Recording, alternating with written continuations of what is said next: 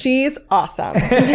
Like I said, I don't love a pity party. I also like, you know, sometimes it feels weird to like say good things about yourself, but I've also learned a lot about talking to myself and a lot about looking in the mirror and being like, you're great, you're gorgeous, you're amazing, you're loyal, you're positive, you're so many, like I love words of affirmation. I love just sitting there and reassuring myself of who I am, because that's another thing for me. You know, there's so many false narratives about me, about all of us, I'm sure. Like, so many people think they have you figured out when they don't even know the half of it.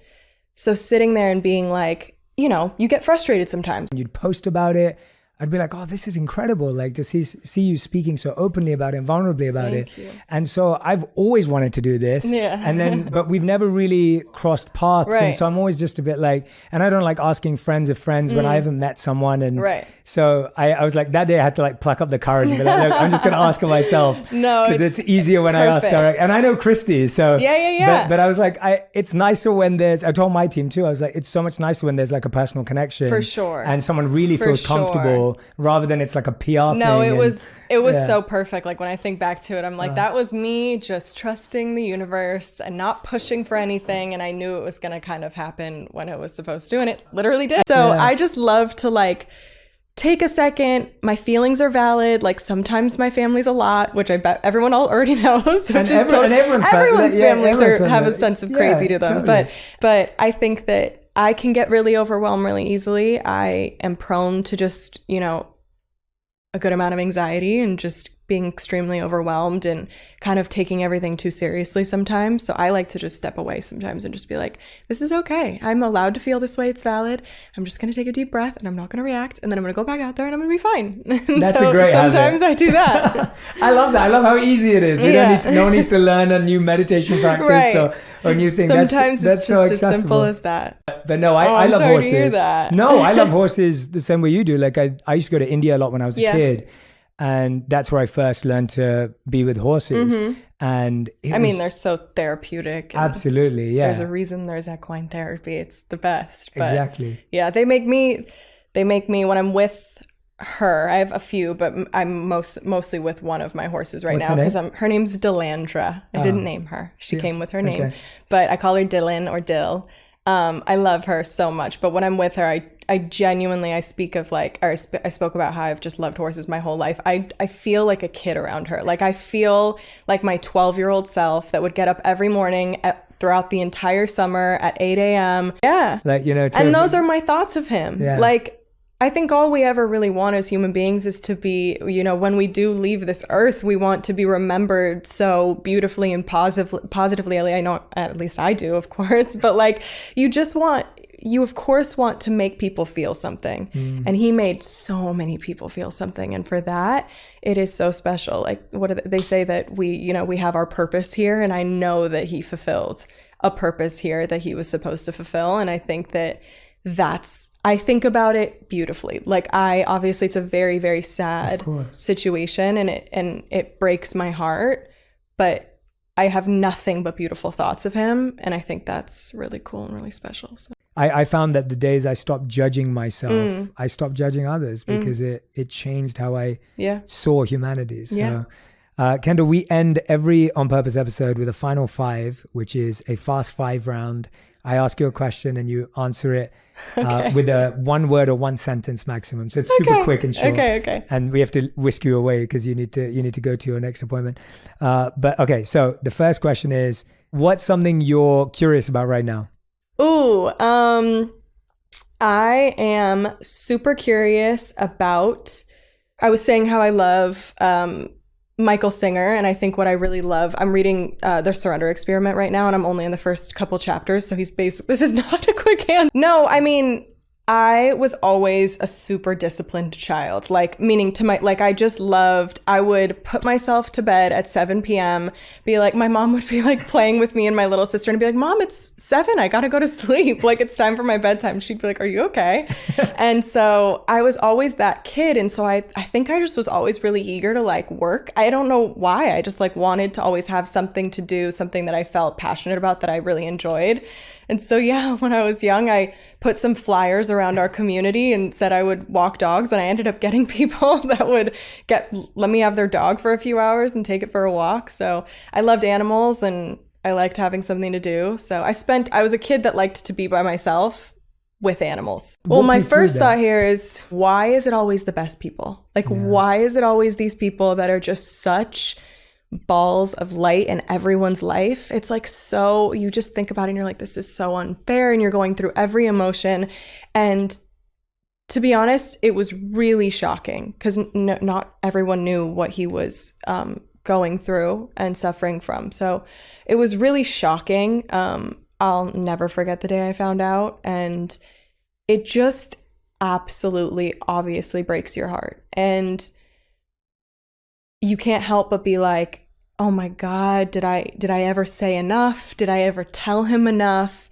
It's really interesting to share that feeling with so many people. Yeah. Like I said, I was given this life for some reason. For whatever reason, I was placed here, and I do feel a purpose to share and connect and put a smile on people's faces or make someone feel a positive feeling. And so I think that within me wanting to achieve me tuning into my higher goddess, I think that also entails me being a great version of myself for other people to then experience, and my tips and my tools and whatever I can share, whatever help I can give. I really, as corny as it sounds, I want to spread love. Like I want people to feel love. That's really, I guess, the purpose. Yeah. That's beautiful. I mean, what more could you ask for? Yeah. Right. Yeah. And it is funny that so much of the stuff that is corny or, whatever, that's the stuff. Yeah. And I think that that's empowering because I think we hear about burnout in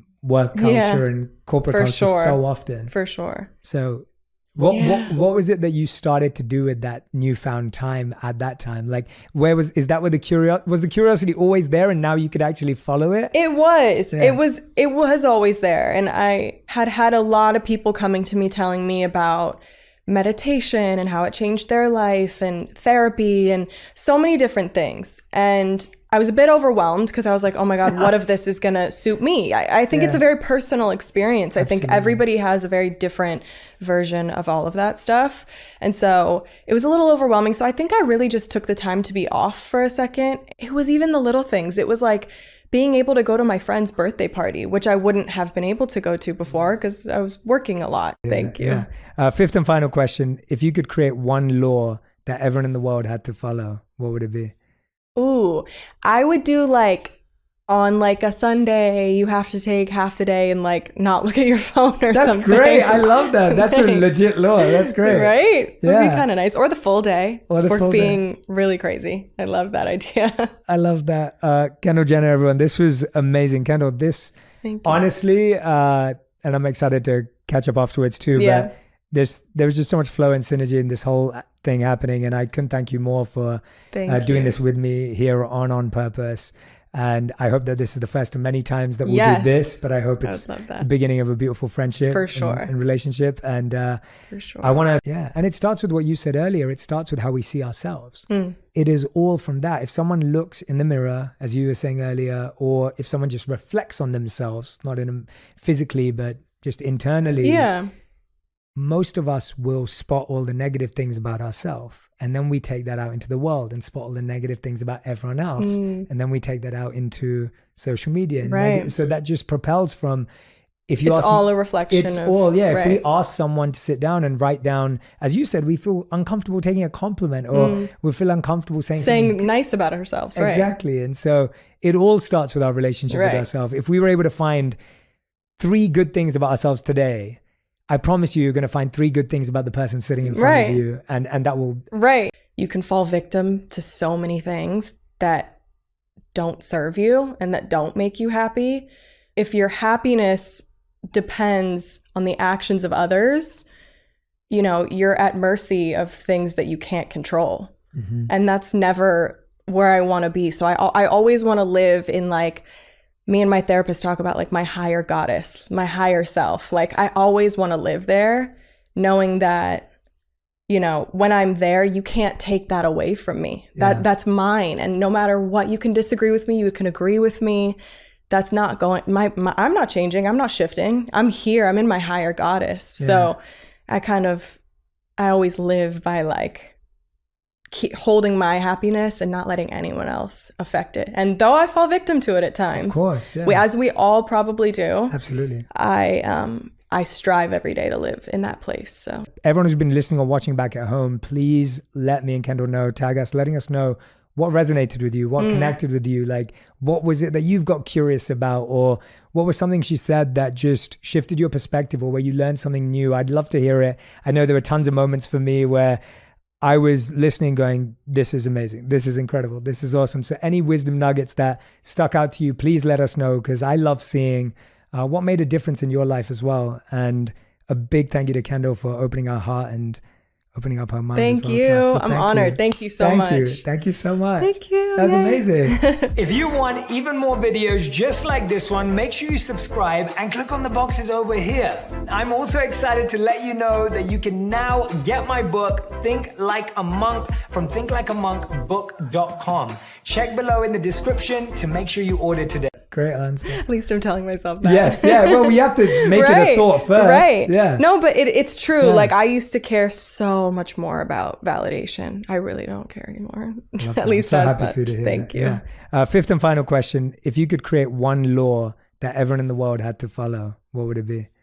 Ooh, I would do like on like a Sunday, you have to take half the day and like not look at your phone or That's something. That's great. I love that. That's a legit law. That's great. Right? Yeah. Would be kind of nice. Or the full day. Or the full being day. Really crazy. I love that idea. I love that. Kendall, Jenna, everyone, this was amazing. Kendall, this honestly, and I'm excited to catch up afterwards too. Yeah. But there was just so much flow and synergy in this whole thing happening. And I couldn't thank you more for doing this with me here on Purpose. And I hope that this is the first of many times that we'll do this, but I hope it's the beginning of a beautiful friendship for sure. and relationship. And for sure. What do you think have been really great habits or traits in relationships that have helped you build up good friendships and family relationships? Because I think for so many people, sometimes their friendships and their family can often be the most difficult part. Mm-hmm. But I feel like the way you communicate or the way you're talking about it, I'm like, okay, there's some really good habits in place here. Yeah. Have there been any principles or rules that you've learned along the way that have been helpful? I mean, of course, honesty. I'm a big person on like keeping a really honest, healthy, communicative relationship. But I also think like, I find it really important to not feel like you're on top of each other when you have your family around or your friends around. It's okay to like sometimes, even if you're at like a family dinner, running to the bathroom and just being like, let me just take a couple breaths because this is getting overwhelming. That's a great Do you know one. what I mean? So I just love to like take a second. My feelings are valid. Like sometimes my family's a lot, which I bet everyone already knows. Which I don't think I have like a super long explanation for that. It was so simple for me as a kid. Like it was just as simple as that made me happy. And that's just what I wanted. And it explains, I guess, a lot of me now. I went through like a phase where I felt like I had to be around people. I think I live a very social life and my job is very social. So I was, kind of conditioned to want to be around people a lot. And then as, the pandemic came around, you're not around as many people anymore. And now I'm just re-enjoying being by myself, which is really cool. Yeah. And I had the best day on Sunday all by myself. I got up, I went and rode my horses. I took my niece to ride her pony. Just me and her. It was so nice. Brought her back home, went to my house, got in my cold plunge, went in my pool, laid out, journaled. Like I was having the best day and I was just pretty much all by myself. So I enjoy it so much. You can fall victim to so many things that don't serve you and that don't make you happy. If your happiness depends on the actions of others, you're at mercy of things that you can't control. Mm-hmm. And that's never where I want to be. So I always want to live in like, me and my therapist talk about like my higher goddess, my higher self. Like I always want to live there knowing that, when I'm there, you can't take that away from me. That's mine. And no matter what, you can disagree with me, you can agree with me. That's not going, I'm not changing. I'm not shifting. I'm here. I'm in my higher goddess. Yeah. So I always live by like keep holding my happiness and not letting anyone else affect it. And though I fall victim to it at times, of course, yeah. as we all probably do, absolutely, I strive every day to live in that place. So